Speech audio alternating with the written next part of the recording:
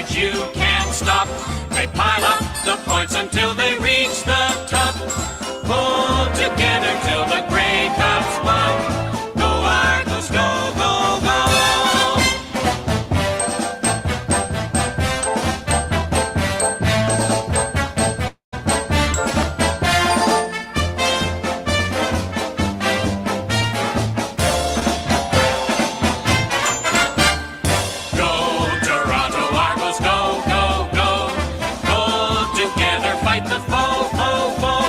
Scoring touchdowns for the blue on blue. The Argos will win for you. Full of fight and courage, you can't stop. They pile up the points until they reach the top. Pull together till the Grey Cups won. Go Argos, go Toronto, go. Go Argos, go, go, go.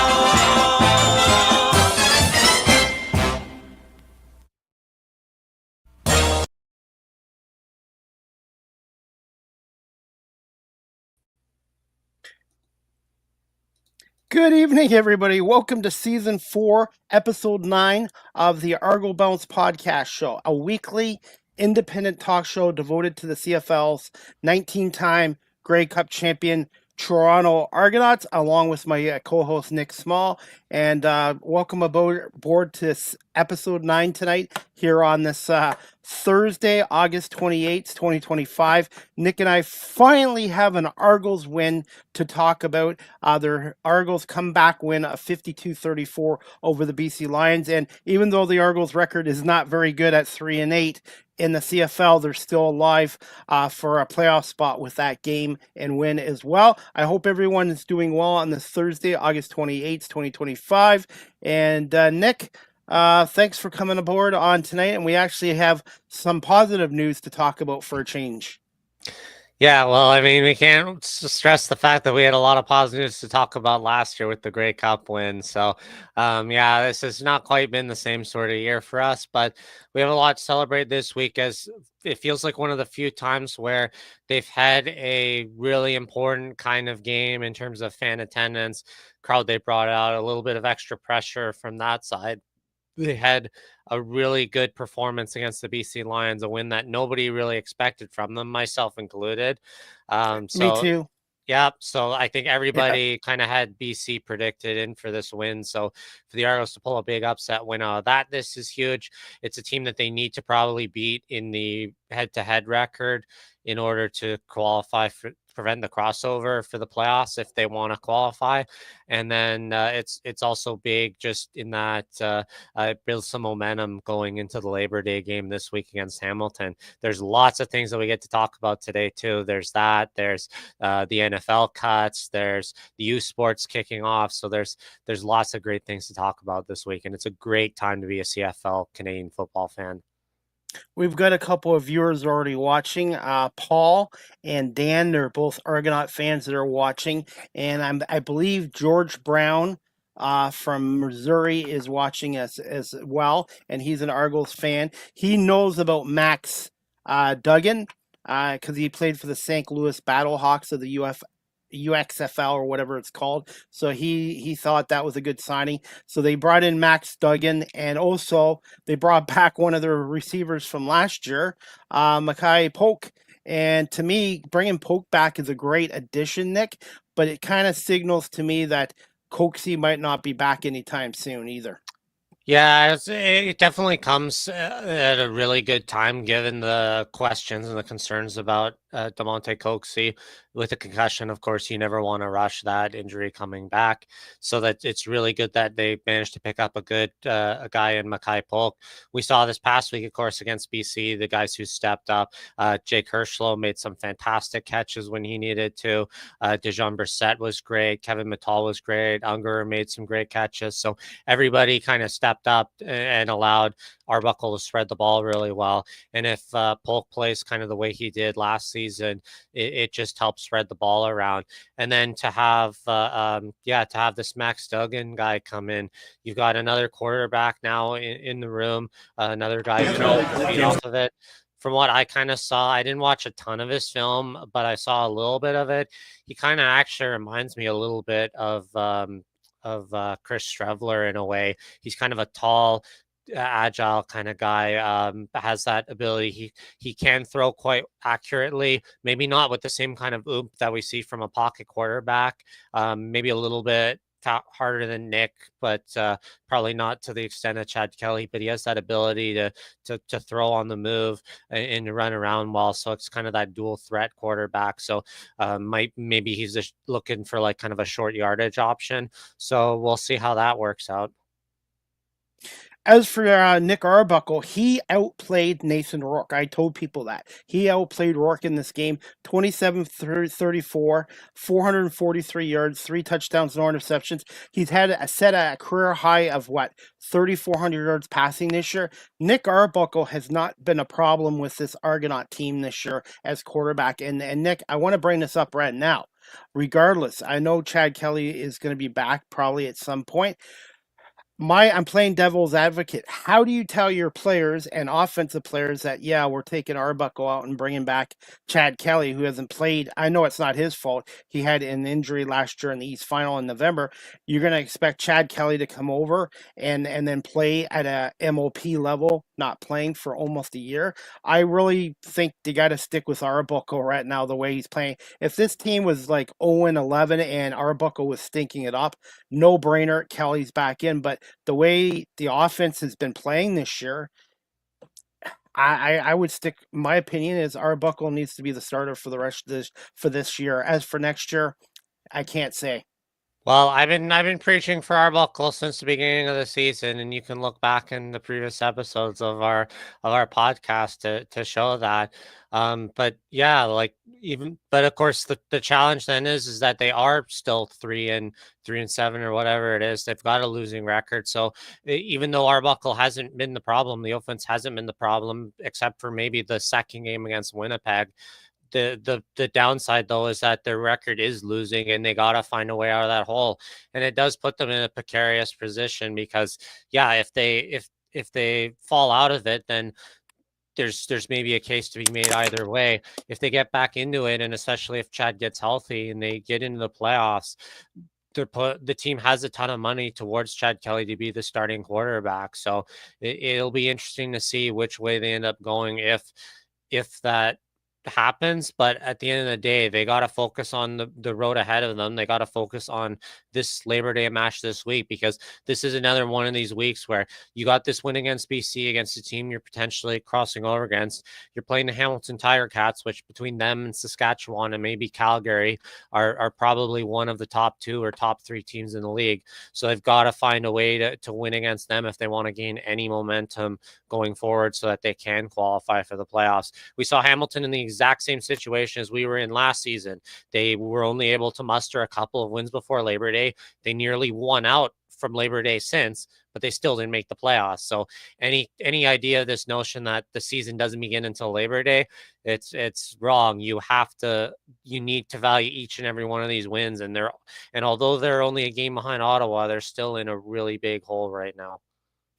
By the way, they've lost 4 straight games to the Hamilton Tiger Cats as well. So Hamilton's kind of owned the Argos the last year and a bit. But the win against BC really won't mean much if they can't win this game on Monday at Labor Day. Because if they lose this game, they'll be 3-9, and then that's just another boat. So really, and the Argos this year, Nick, have not won back-to-back games. So for this team to make any kind of playoff run, they've got to win this game Monday against Hamilton.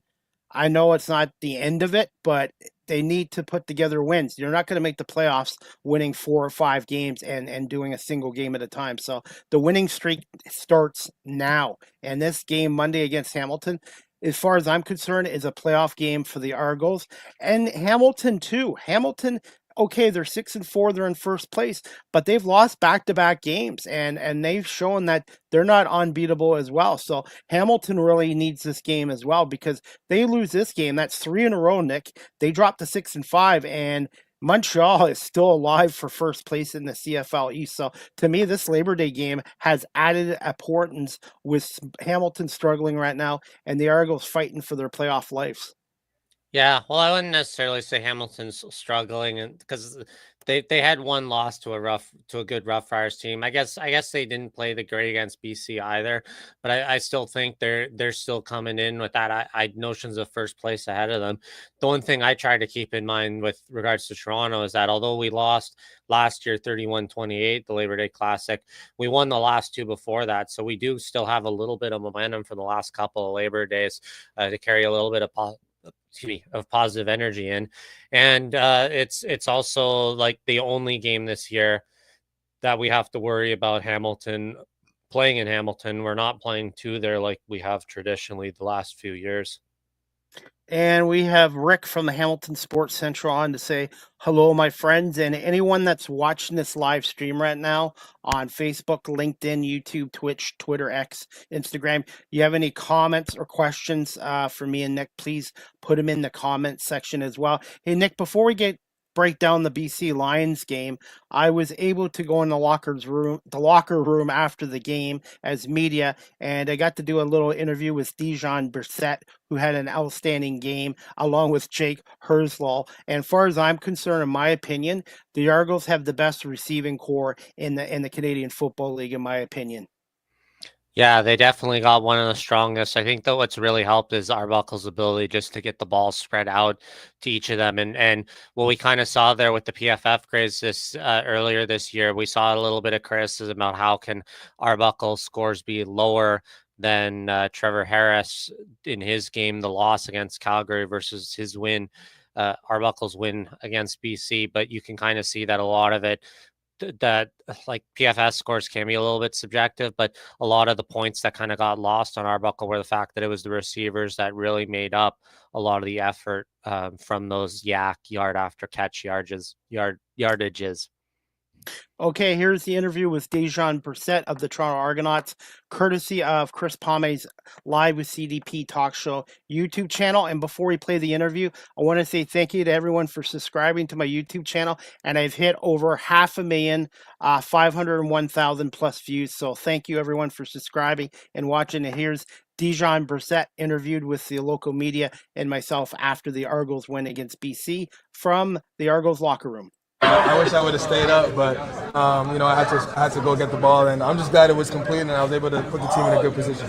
What does a win like this do to you as a team together? You've been struggling, you haven't had a lot of success, but getting this one at home in front of the crowd like that, what does that boost your morale? It means everything. Like right now, we just gotta keep climbing. So this was a good start to something that's a good run that we're hoping to go on. So we just gotta keep playing like that and fix the things that we gotta work on and get ourselves to where we need to be. Just like what he was saying, I know last time you and I spoke, you had some goggles on your head, some champagne bottles. But I want to ask, how have you guys just, through all the tough times, through all the adversity, giving yourself to, games have been up and down, just with everything coming in out of the lineup. How do you yourself keep that confidence to believe in yourself week in and week out? Yeah, I mean, it starts with practice. And this is the best locker room. The guys kind of hold each other accountable, but no one's pointing fingers. We don't implode. We don't yell at each other. We kind of give each other constructive criticism. And everybody individually takes it upon themselves to make sure that they're ready for practice first, so we win in practice so we can win in the game. And then how do you feel about your performances, like playing obviously today over 100 yards receiving, best game of the season by far? How do you feel that motivation, just considering next week you guys, for lack of a better word, are going into the Tigers match? Yeah, it's great. That was actually my first 100-yard game ever in the CFL, so that feels great. And we got Hamilton coming up, so we got a long week, we got time to prepare, and we're ready to go. Dijon, you had a great game, but you also had a great play coming back and breaking up. Yeah, so I'm kind of pissed about that one because I should have came sharper back to the quarterback. I let the DB beat me to the ball. That should never happen as a receiver. But I kind of saw it happening. I said, no, I got my hand in there to break it up because that would have been a game-changing play for them. So I was glad I was able to play defense, but I got to run the route a little better. Can I ask you about Nick Arbuckle, how much he's involved with his team and the offense the last year? Oh, very, very involved, both on and off the field. He's a great guy to be around. He always wants to get the guys together before games, whether it's go to eat or, even watch a movie sometimes. He's just a great guy. I love playing for him. And, I'm building trust with him. Every time he throws me the ball, my goal is to catch it. So it's working. Why did the guys say, and the coaching staff say to you guys when you got off to a slow start today, 14-3? Yeah, it was just about, every play just kind of flushing what happened in the past and focus on the next play. Just keep putting one foot in front of the next. Be physical at the line of scrimmage. Be physical in the run game, and everything will kind of work out the way it's supposed to. How good is this receiving corps specifically? Yeah, we got weapons all over the place. Obviously, Jake Herslow is Spider-Man himself. We got DeVaris Daniels, big vet in the room. We got David Ungerer, who's always where he needs to be. We got Mital, you know what I'm saying? We got myself. Coach, he's out right now, but we got him as well. We got a bunch of dudes all over the field that can make plays. How important was this win specifically with having that bye week and then Hamilton on September 1st? Yeah, this is a huge win because it springs us into the run that we're about to have. We obviously dug ourselves in a hole, so that was the first step in climbing out of it. What do you say to the Argo fans after this win tonight? Man, go Argos, go. We'll see you guys on Labor Day. Hopefully you guys make it out to the game. If not, we'll be back here against Edmonton. We're going on the run, so get ready. Quick question. Did you go to the CNE? Oh, I did. I missed. Look, I'm a basketball player at heart, you know what I'm saying? But I missed 15 shots in a row. I'm not ashamed to admit it, but it's all right. We're gonna get back there. We're gonna make some shots. You try any of the food? Yeah, I had some tacos. Tacos were good. I didn't try any of the crazy stuff. My stomach can't take that. But we'll save that for maybe the bye week.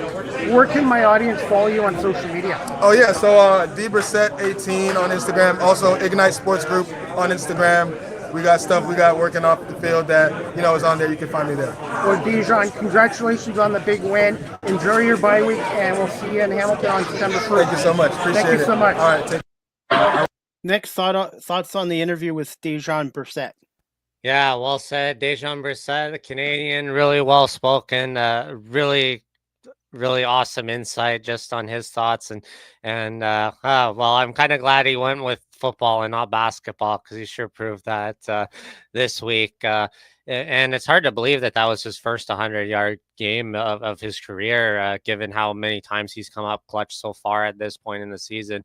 I mean, he won Most Outstanding Canadian in the Grey Cup game. So to have an even better performance than that this year is quite amazing. And yeah, so we just, as like he said, you just got to keep rolling and build off that positive momentum. And I think for a Canadian kid like him, it's I believe he's from my area in the woods, Mississauga, Oakville area. So he kind of knows the rivalry, knows how important it is going into Hamilton, having that dog in the fight. And I know you can tell from him that he's looking forward to support that fans like myself and Connor are walking from BMO Field for this walk for cancer research, the 65K walk.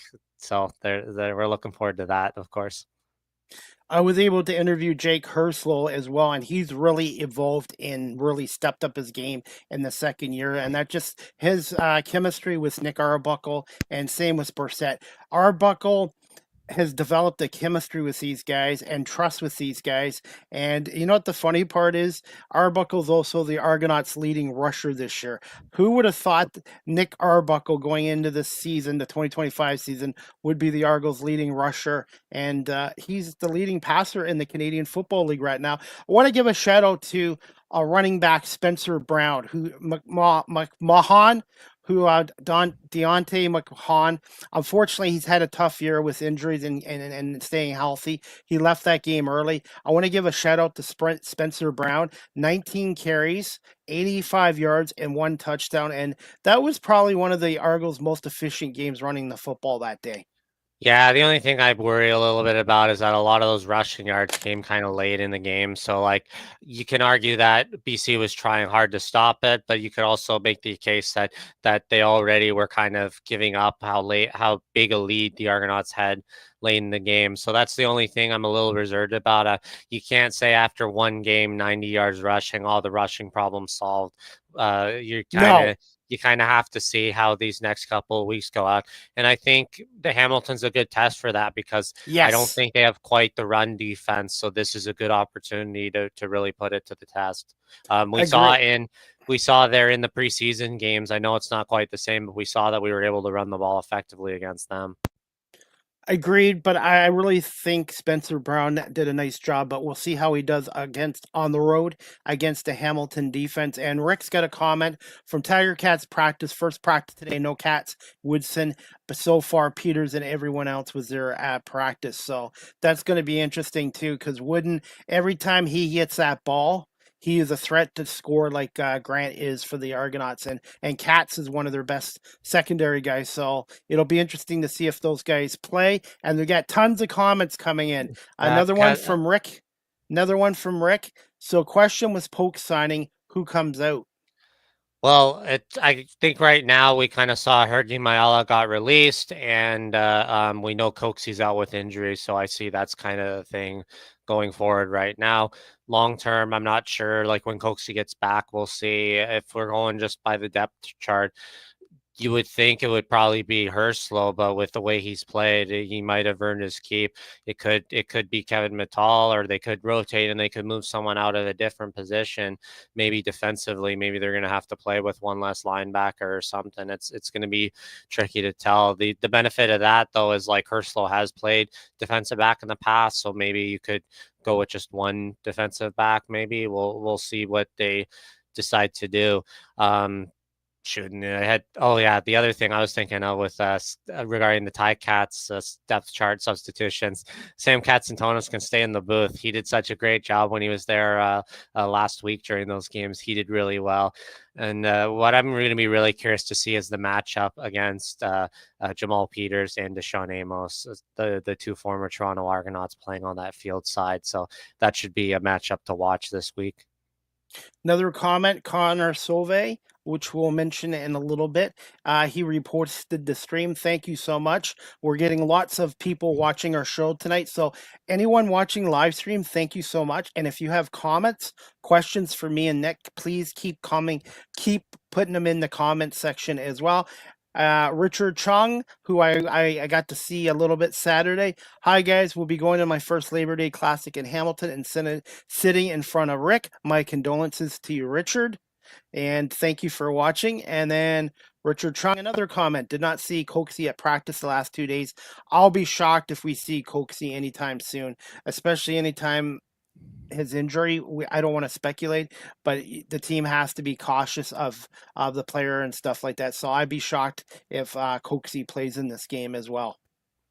Yeah, he won't play. It's pretty clear. If you're not even at practice, that would never happen. Yeah, last time we all were together was actually at Hamilton for their game against the Red Blacks. It was myself, Dallas, Richard, Connor, Rick. So it was a really fun time together, and of course you were up in the media booth there that night. So it was quite a fun gathering of everybody. We had a really fun time, and I think that's what's really fun about the CFL and this rivalry in particular.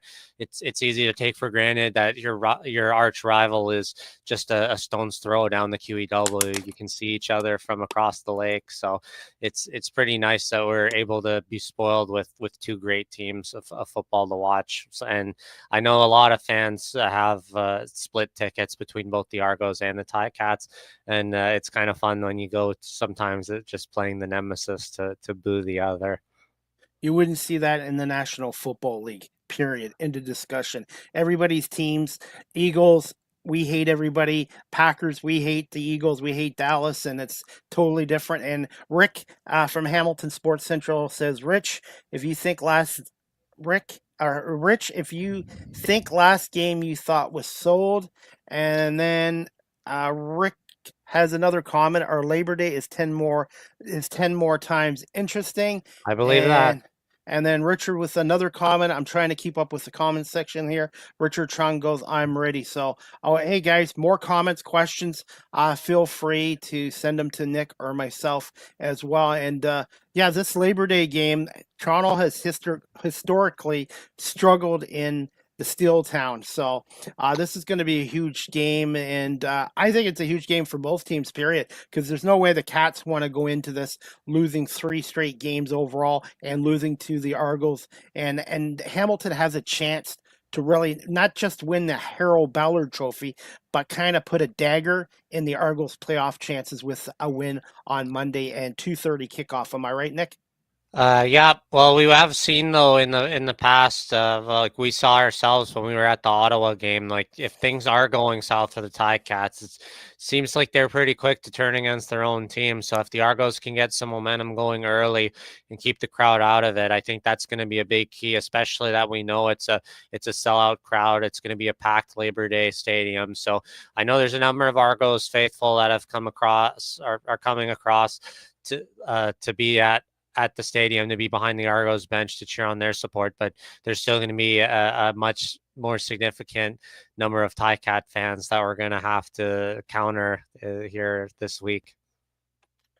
Nick, overall quick assessment. We won't go on it too long, but quick assessment of the Argos 52-34 comeback win over BC with over 18,000 fans at the CNE. And the Argos obviously got off to a really slow start in this game, 14-3. And even some of the guys in the media is like, this could be a long day for the Argonauts. But somehow they didn't give up when they were down 14-3, and they made adjustments, and they dominated the second, third, and fourth quarters, outscoring BC 49-20 to win this game, 52-34.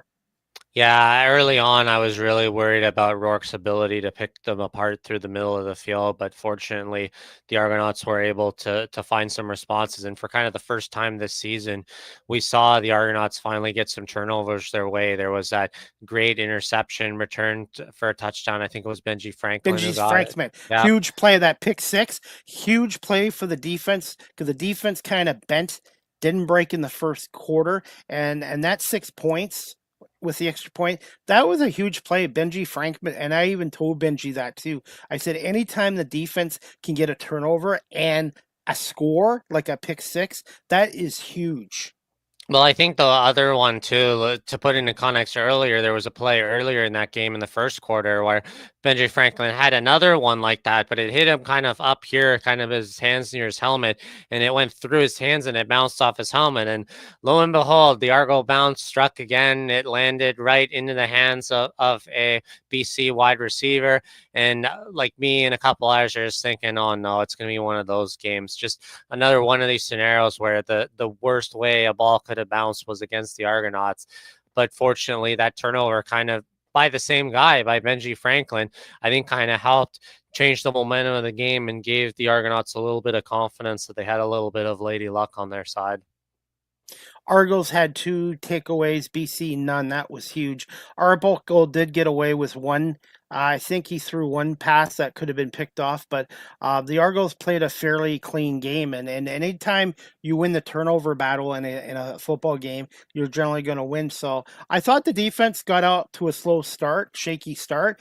But the second and third, fourth quarters, I thought they did a really good job there. And credit to the Argos for getting this win. And they did. I know some people are like, they gave up 34 points to BC, but I'm like, hey, they scored 52 points. And I'll be honest, Nick, for this team to win the rest of the games or try to get into the playoffs, they're going to need the defense to play as good as they can, but the offense is going to have to continue to score points as well. And hopefully they can do that against Hamilton. Hamilton has a really good defense. So I'm just hoping they can. I think if they can get at least 30 points against Hamilton Monday, they'll have a good chance to win if they can get 30 points. And the defense can get another turnover or two. That will help.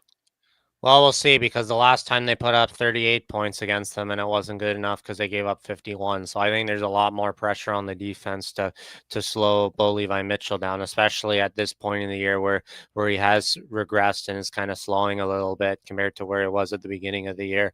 That's going to be the big challenge. I think it's going to be on the defense. And speaking of defense, there was another big change where Mark Milton, who I believe was an injured scratch 2 weeks ago, but was a healthy scratch last week, he got traded to the Ottawa Redblacks for a 7th round draft pick, effectively picking up a pick from what they had traded Simon Chavez from Hamilton before to replace the injured Adam Guillemette. So if we were talking about heads rolling, there's him gone.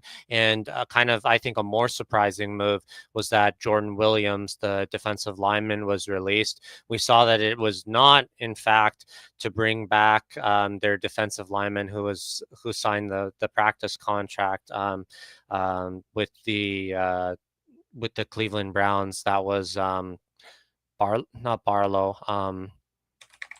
I'll take a second to look it up, but yeah. So there's that kind of weird thing where we're seeing some veteran guys who maybe in the eyes of the defensive coaching staff aren't pulling that kind of weight. So there's that to kind of keep in mind too. So they are making changes. And then Rick was saying with Derek being placed on the 1-game list, who do you see taking his place? And Richard Chong says Aguardo or Blackburn. I'm going to go with Blackburn. I think Blackburn would replace him. It was Ralph Hawley who was on the Browns, Okay. Who moved down to the practice roster. Yeah, in terms of, I really liked. I thought that guy who they signed there just a couple weeks ago, who made his debut there, I thought he played pretty solid. He was on that boundary side with Franklin. I thought, and I was quite impressed by his play. If you haven't already, you need to take a look at Mike Hogan's article about him. Let me bring it up here. I didn't have the depth chart on me, unfortunately, which I normally do. And then they're talking about the player. They're talking about with the player with the Browns. They cut him, but they put him on the practice squad. Hawley is not coming back to the Argos this year. He's on the Browns practice squad. Yeah, that's what I was referring to. Yeah, I'm not shocked. I think the Browns like what he has, but he's not quite good enough to be on their 53-man roster. So he's on the practice squad, so there's no chance he's coming back to the Argos this year. Yeah, and then the gentleman I was speaking of was sorry, I had it wrong. I had him on he was the field side corner, Hood. Delonte Hood. He was the guy that, if you read Mike Hogan's article on the Argonauts.ca website, really, really good piece about him. It's very similar in a way to the Qantas Stigger story. It's really a true kind of come from nothing, make yourself a self-made man kind of scenario. The guy was living in friends' homes, anybody who could let him crash for the night, that level of poverty and challenge. So to come out of that to become now a star in the CFL, get his opportunity with the Toronto Argonauts, that's a really good story. So that personality, I think, is something that really vibes with everybody else in the room, and I think you kind of see that in the way that we saw that interview with Dejan Brissett. So there's a lot of good energy coming out of that story. Nick, what were your thoughts on the play of quarterback Nick Arbuckle, who was 27 for 34, 443 yards passing, 3 touchdowns, and setting a career high with over 3,400 yards passing? And also, did you expect this productivity out of Arbuckle this year, filling in for Chad Kelly? I didn't expect it to this extent, but but I'm really happy for him. He played a solid game. I've been saying, like I said earlier, I've been saying all season long that he's been playing fine. He is not the issue with any of the challenges that the team's facing right now. The offense has been clicking, and I think this is now where you are starting to get red hot, and it's almost like he's taken everything as a challenge, because I've brought it up the last couple of weeks. Like the games they've lost, the offensive amount of points they've scored has been insane. They put up 31 points and lost because they gave up 40 to Edmonton. They put up 42 and lost by giving up 46 to Ottawa. They lost 20-28 to Edmonton, and then they lost, was it 39-51 or 52 to Hamilton, I mentioned earlier, and now they put up 52 points. I wasn't kidding when I made that tweet. Is 49 finally going to be enough points? Lo and behold, it was. They finished with 52. I said 52. I said no. I said they need to get 50 plus against BC, and they got those. And you know what I liked at the end of the game? Not just the 3 points by Liam, the extra field goal. It's the fact that the Argos offense was able to run the ball at that last drive. You know what I mean? Not because the game wasn't over technically, but they really put them away with that drive. That drive took off a lot of time of the clock, and they were able to run the ball effectively. For me, it was that fumble that Wyndham McManus caused that really put the exclamation point on the game that late. That was, and again, where last year when we won the Grey Cup, and the year before that, and the year before that, there were so many times that they were able to get that really critical turnover, the Argo Bounce working for them, whereas now we see it's really going the other way. It was going the other way.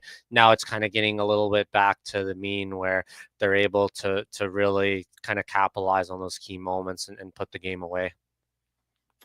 Nick, let's get to the Hamilton game. Thoughts on the annual Labor Day game at Hamilton Stadium against the 6-4 Cats, who are coming off back-to-back losses and still have a 2-point lead over Montreal for first in the East.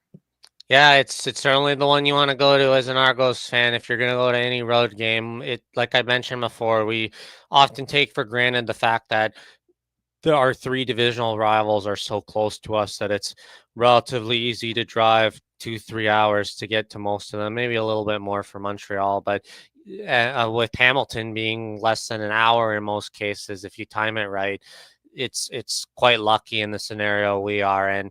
And I don't care that I haven't been to a Saskatchewan, Winnipeg, or an Edmonton, Alberta game. I will say that it's hands down the Argos and Ticats are the best Labor Day rivalry, regardless what any of the other CFL.ca or TSN panelists say. It is fierce because when you realize how many times you go in there to Hamilton as an Argos fan and people drop F-bombs at you or tell you Argos suck or nobody blows like the Argos and all this, like it's unlike any other rivalry. Nick, I'm old school. This rivalry is not as intense as it used to be. Back in the 70s and 80s, Argo fans would not dare go to Ivor Wynne Stadium. Batteries would be thrown. There would be fights in the stands. It's a lot more mellow. It's still a rivalry, but the rivalry is not quite at the intensity as it was in the 70s and 80s, in my opinion. Well, I think that the social media landscape kind of helps a bit because if you get in a big altercations these days, like you notice too, like security will not do anything about it, but it's kind of like they know there's enough between like cameras in the stands, recordings, fans recording footage of these fights and stuff. Like it's the same when we've seen other altercations happen, whether it's in Hamilton or BMO. Like you can pretty quickly see fans are found, like people know who they are through the grapevine, and it leads to disciplines. It leads to ejections, bans from stadiums. So fans don't want to do those kind of things anymore, which is probably a good thing for football. And I think like that's kind of what we're trying to do to kind of change that narrative with the Hamilton Toronto rivalry with this walk. We're trying to bring home the message that, yeah, on Labor Day, we can cheer for our respective teams. We can boo the one that we hate. But at the end of the day, we're all CFL fans and we want to see the league as a whole grow and get stronger. And we're only going to do that if we're together. It's not gonna help if we keep fighting each other and alienating fans from going to games. Rick from Hamilton Sports Central has a question for me. Was Polk being looked at by the NFL before he got cut and signed with the Argos? Being an NFL person, what do you think he didn't earn a spot in the NFL or a practice roster? It's very competitive and very hard, and I think he can try it again next year. I think Polk's better off coming back to the CFL this year and trying it again. It is really hard to make an NFL roster, let alone the practice roster. And since we're talking about this, let's talk about the Canadian kid from Laurier, Tyler Algersma. Nick, what are your thoughts on the Packers cutting him? Yes, we kind of highlighted it just before we went live. I think I'm definitely disappointed to see that the Packers were so quick to cut Taylor Algersma this early. It's a little disappointing that they didn't give him a little bit more time to develop and grow. I know he's playing against 2s and 3s, but it seems so often we kind of saw this with Nathan Rourke. We saw this with Curtis Rourke. We're probably going to see it again with the next Canadian slice of bread that. They look solid, if not the best of the three quarterbacks in these preseason games in camp and stuff. Algersma made some really well-darted throws, but for whatever reason, they just don't seem to want Canadian quarterbacks down there. I don't know if it's to do with the style of the game, the way they play that's a little different, the fact that maybe they're not used to NFL-styled offenses in the same way. There's just something that it doesn't seem that for whatever reason, no matter who it is, Canadian quarterbacks just don't seem to set in the long term. But if anybody's going to pay off for it, it's going to be the Winnipeg Blue Bombers, because if they're able to get him now into Winnipeg's locker room and system, this guy El Gersma's had previous like junior ambassador, I forget the technical term, but like a junior camp program with the University of Laurier, with both the Hamilton Tiger Cats and the Toronto Argonauts. So he's kind of familiar with a CFL environment. So if he does, you have the proverbial heir to the throne of Zach Caleros whenever he decides to hang them up. So it would put Winnipeg in a really good spot if they were able to now get El Gersma. Connor says hit the nail on the head, Nick. And then Richard Chung, another comment. Richard goes, I would not be friends with Rick when I was watching the games in the 80s. I agree, because I was an intense Argo fan back in the 80s. And I'll be honest, I hated the Hamilton Tiger Cats. I hated Never Win Stadium. That's what we called it. We didn't call it Ivor Win. We called it Never Win Stadium. And it was so frustrating, that rivalry. And it's still one of the top rivalries, but it was very, very intense, especially in the 80s. And Rick, thank you for your comment as well. But I do think Taylor is going to get an opportunity. I'm not sure he's going to want to come to the CFL yet. I don't know if the Packers put him on their practice roster or not. If not, then he's a free agent, and I think he'll try to latch on with another team. I did see a report from 3 Down Nation that came out just a little while ago. El Gersma did work out for the New York Giants since then, so that's another prospective spot that he could be playing in. Probably a spot that needs a quarterback a little bit more desperately than Green Bay. I know that Green Bay, as you mentioned, has had kind of a consistency success story with quarterbacks between Brett Favre, Aaron Rodgers, whoever they got Jordan now, Love. Yeah. So they've got that kind of momentum going. So that in the long run, maybe it is better for them. But then again, we saw Nathan Rourke couldn't cut it with Carolina or New England when they were without really a true number one either. So we'll see what happens. And then Curtis Rourke, he is on the he's on the like injury list, but like non-roster injury list. I don't know how different it is in the NFL, but he is still with the 49ers is kind of the long story short for that. All right, Nick, we're going to wrap this up in about 10 minutes or so. What are some keys to an Argo win against Hamilton on Monday? Yeah, I think it's going to be kind of like we touched a little bit. Hamilton's run D has kind of struggled at times, so I think they're going to have to ride off a little bit of this momentum they got late in the BC game. If they're able to get a little bit more of a running game going and they're able to establish Spencer Brown, I think that would be a big boost of confidence in the Argonauts running game, and I think it would cause a lot of challenges for Hamilton, given that we haven't had a lot of running success. And I think it's going to defensively, the secondary is going to have to come up big today because or this weekend, Labor Day, because they've got to both be able to shut down Kenny Lawler, and then they're going to have to shut down whoever it is underneath him, probably Tim White, but we'll see. Scott Milanovic was a former Argonaut coach for many years, so he has some experience against his former team.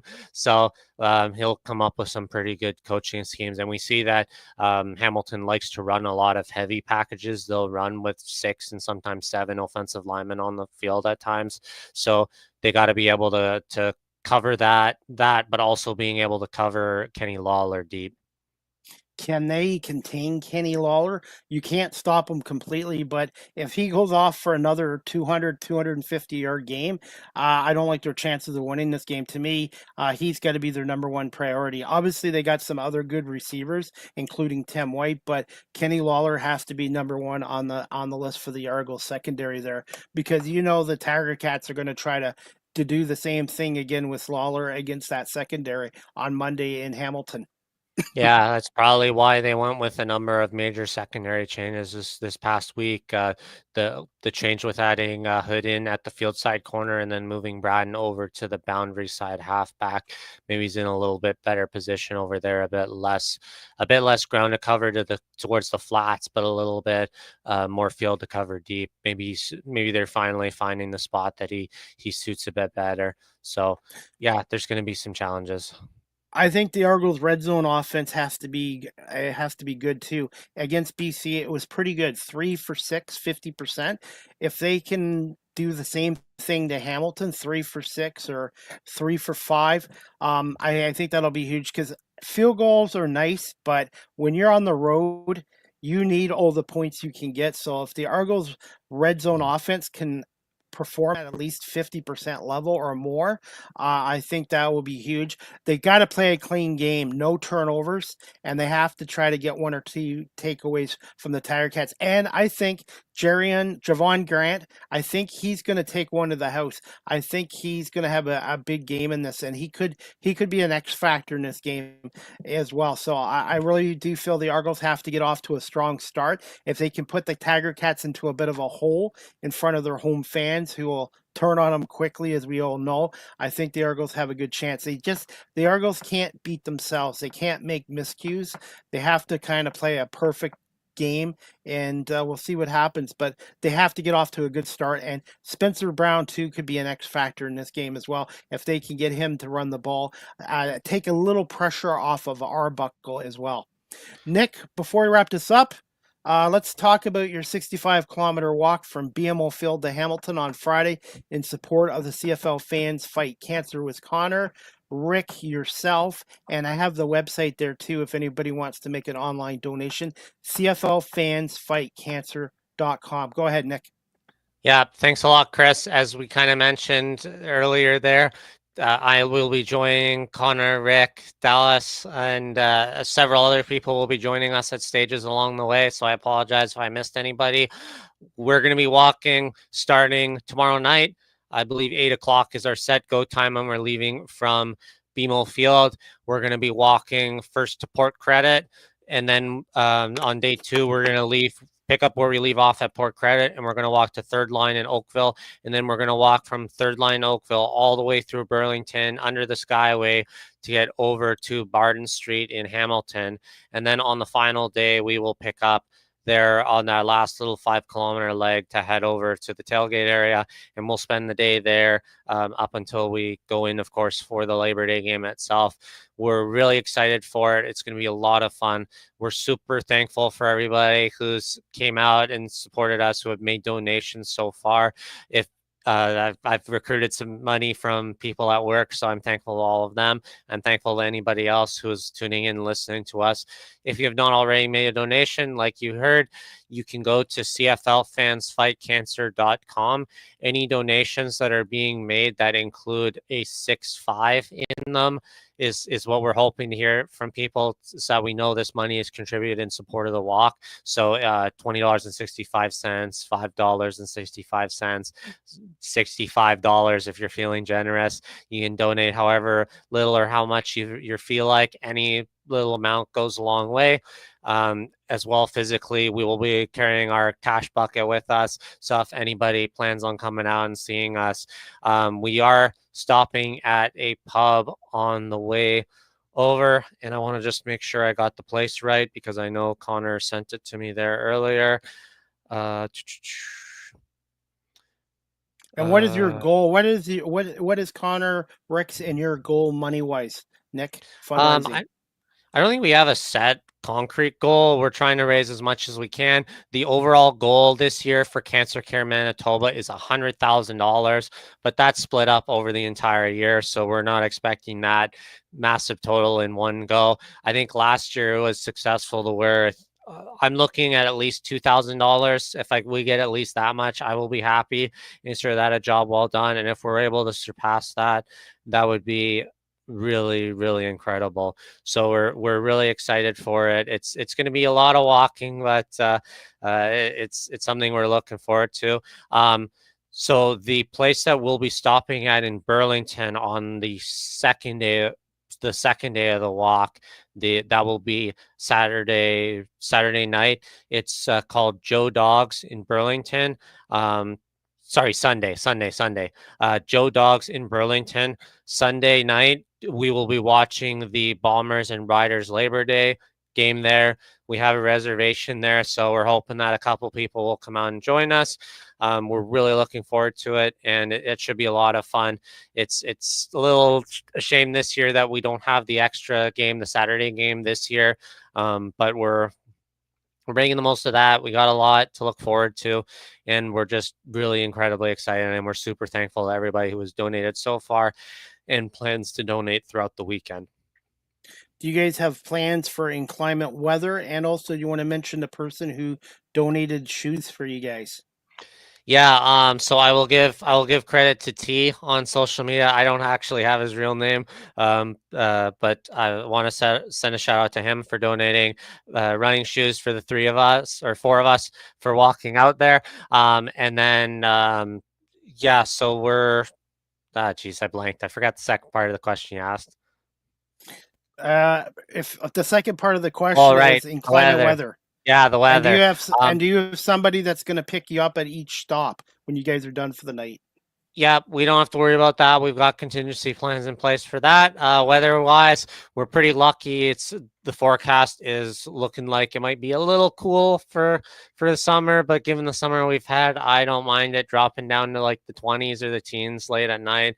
I love that weather. And if it gets a little wet, we've got rain supplies. We've got, for this night part of the walk, we've got safety vests in place, so we're all set for that. The proper PPA will be in store, and we're just, we'll make deal with whatever happens. The one kind of thing that we always remember that we're lucky with is that we are walking from two pretty large cities with a good developed suburban metropolitan area. It's not like we're walking in a prairie field for 100 million miles.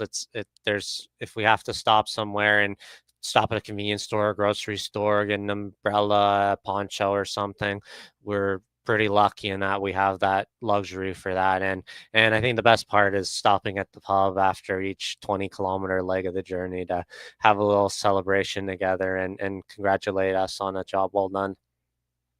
Again, if you want to make a donation, you can go to www.cflfansfightcancer.com, and I will make a donation as well, Nick. And next year, you guys are going to do the 65-kilometer run with me. running Yes. from there. I think I could do it. I know I'm on my feet for 8 hours a day in my day job, so I think I could do that. But we'll see. I don't know if 65K in one day would be quite a trek. That would be something, but I don't think I'd want to do it before the Labor Day game, except maybe the full day before, because I wouldn't want to miss any of the action if I'm running late. You'll have to keep us posted on your social media and stuff with pictures and videos.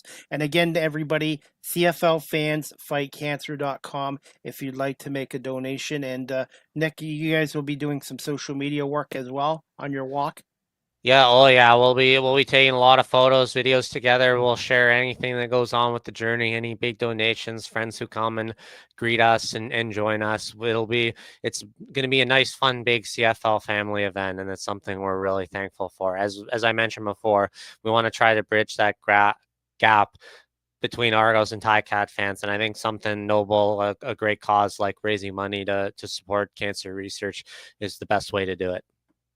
Robbie Schneider, who I haven't heard from in a couple of weeks, says hello, Chris and Nick, and go Argos. And I think Robbie is going to contact you about making another appearance on his show soon. So be expecting a message from Robbie soon about his podcast show.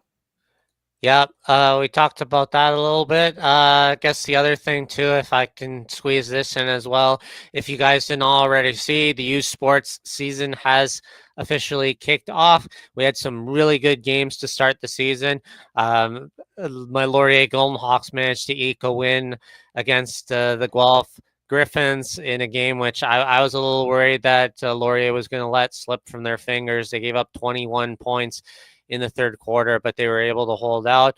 I will give a shout out to the quarterback for the for the Guelph Griffins, Tristan Abud, he had 470 yards, a lot of which coming in the second half, 2 touchdowns, 27 for 40, 1 INT, kind of similar stat line to Nick Arbuckle, but unfortunately long field position was just too great a challenge for him to overcome. And the touted replacement for Elgersma, Cal Wither, he did okay. He did enough that they needed to. 69-yard longest pass, 243 total, 3 touchdowns, able to hold that off. And then the one big game I do want to also shout out, Western beating Queens 45-42 in quadruple overtime. So a long barn burner there. And then also honorable mentions goes out to York and U of T, both picking up wins. And I think it's the first time in more than a decade that both U of T and York, the Toronto universities, were able to pick up wins to start the season and have plus 500 records. So this year's looking like one of the most competitive U Sports years in a long time. If you aren't already subscribed, OUA TV, you can get the entire season for $40. Good live stream quality this year. It's really upped its game from last year. And for if you're anywhere interested in CFL, you should get interested in the U Sports, because a lot of these guys are going to be on your CFL teams in the next couple of years. What is some of the games to watch out for this weekend? Shoot, I just closed that tab. Give me 1 second.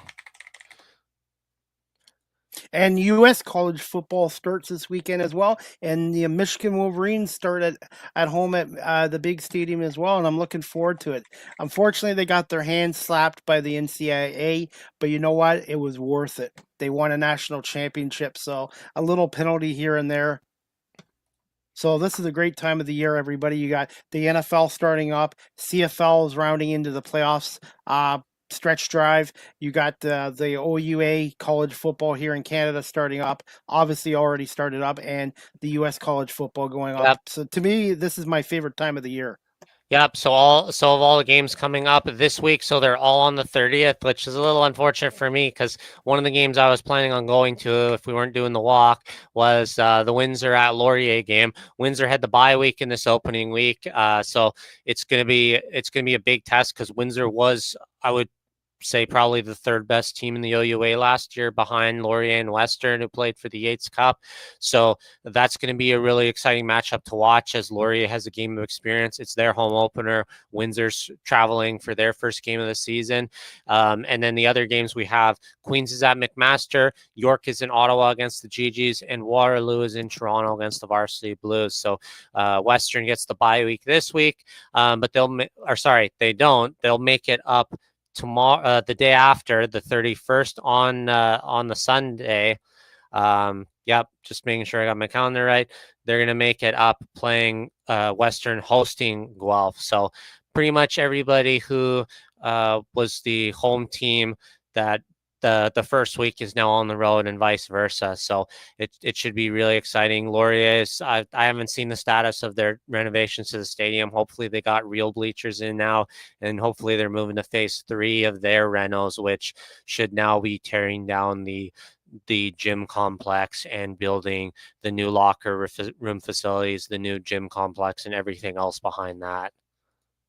And Nick, as we wrap up this show, CFL power rankings for week 13. I have number 1, Saskatchewan, regardless of their loss to Calgary. I still think Saskatchewan's the number 1 team. Number 2, Calgary has moved up to number 2 because they've beaten Saskatchewan twice. Number 3 is Winnipeg. Hamilton drops to 4. BC is 5. Montreal is 6. You could flip those teams around. Edmonton 7. They won a few games in a row. Toronto is number 8 now with their win over BC, and Ottawa drops to number 9. Yeah, I lean pretty similar to that. I think I don't know. With Calgary and Saskatchewan, it's really hard, because Calgary's been sloppy at times. Like, of course, they lost to Ottawa at the bottom, but Saskatchewan, it just seems to be that Calgary is the only thing that seems to be stopping them. So as long as they don't meet the Riders in the Stampeders in the West final, I would probably agree with you in keeping Saskatchewan at number 1. Hamilton and Winnipeg's a bit of an interesting one. Hamilton having this 2-game skid. Winnipeg, I still don't know quite yet either. BC Montreal, like you said, I think that's another one you could maybe flip them around, especially with BC losing to Toronto this past week.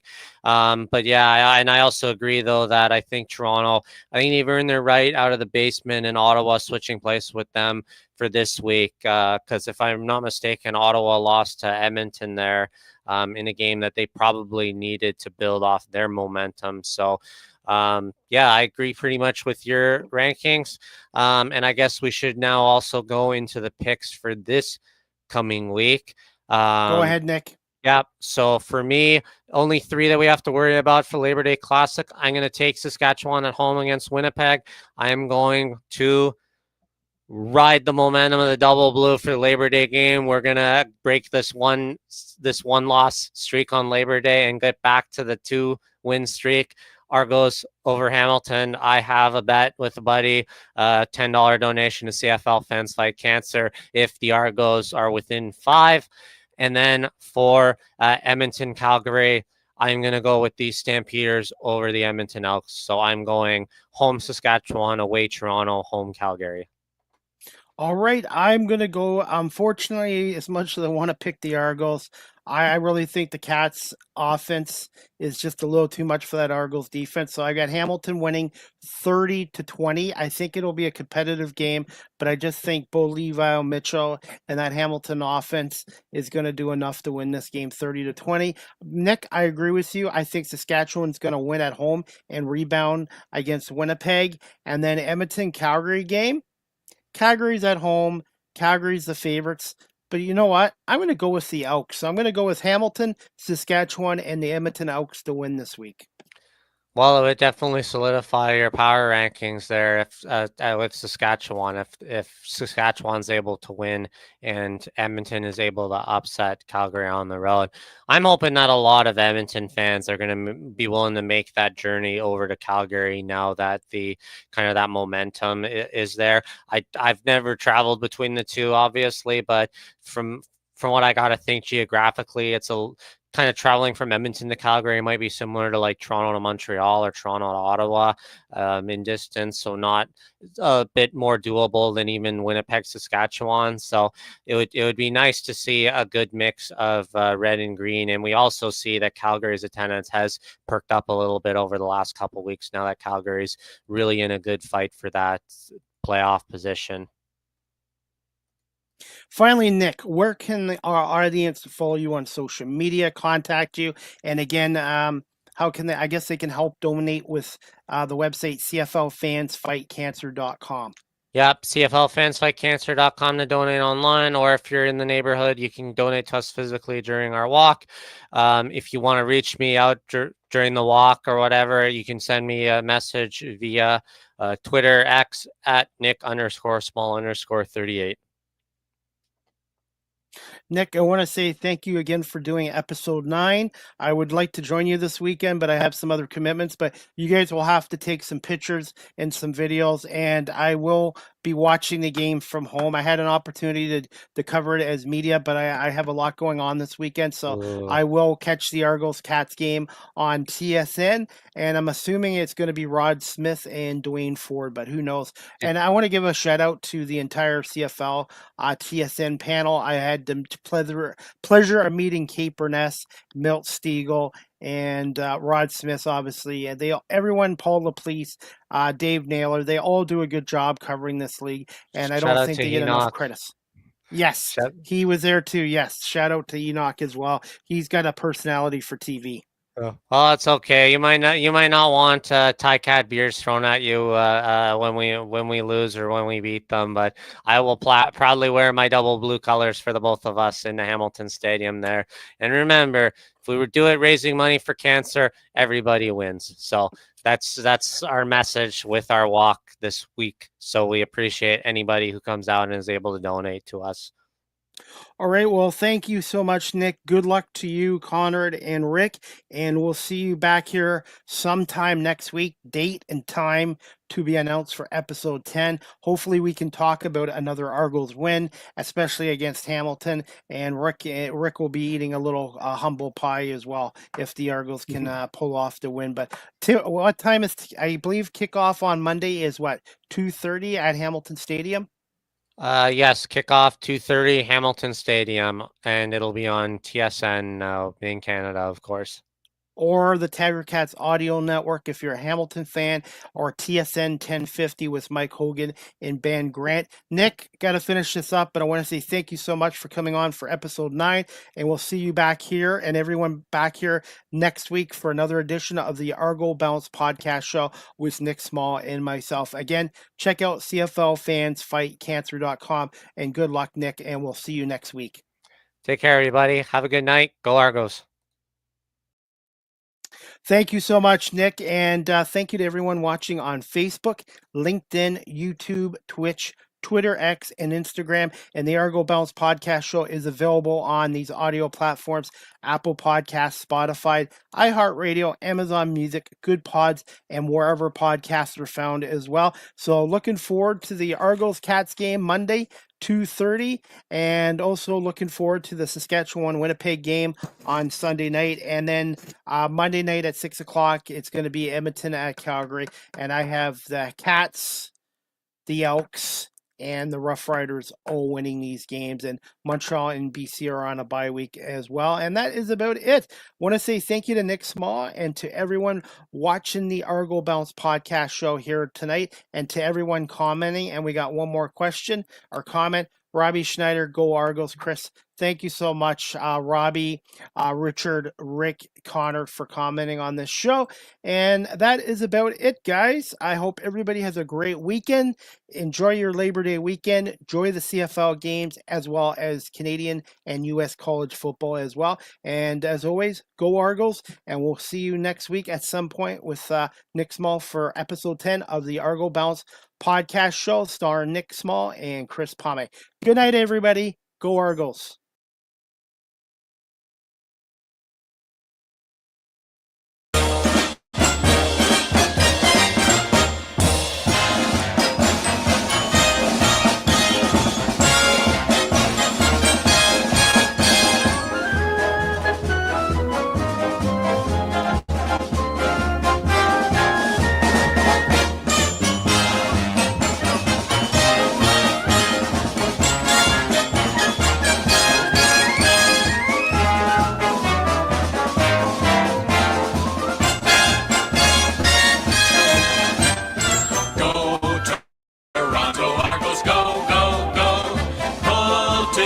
Fight the foe, foe, foe, scoring touchdowns for the blue on blue. The Argos will win for you. Full of fight and courage, can't stop. They pile up the points until they reach the